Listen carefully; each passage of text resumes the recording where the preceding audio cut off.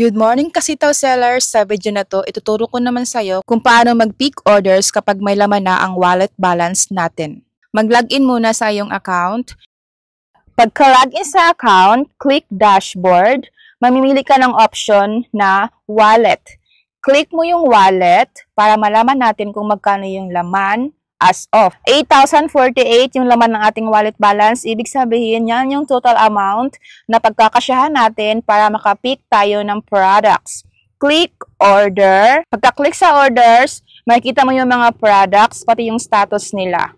Pending, has been on the way, confirmed, has been delivered, yung mga status. Hahanapin natin yung pending, pagkakasyahin natin yung 8,048 na laman ng ating wallet balance para ito ay ma-confirm and ma-deliver na.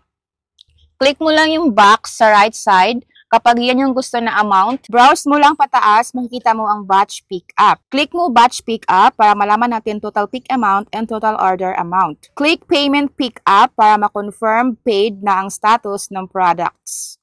Makikita natin notification, successfully pick up. Para malaman natin if may laman pa ang wallet, click lang natin uli ang wallet at makikita natin ang available. If may available pa at kasya pa i-pick orders, punta ka uli sa order para ma-click at ma-pick natin ang product order. Nakasya sa wallet, remaining balance available. Click payment pick up. Click confirm. Makikita mo ang status, paid at pick. Mag-antay lang tayo ng 15 to 25 days delivery period para bumalik sa wallet ang puhunan plus profit at pwede ka na mag-withdrawal pag gusto mo na. Thank you for watching. Please don't forget to subscribe and like and share.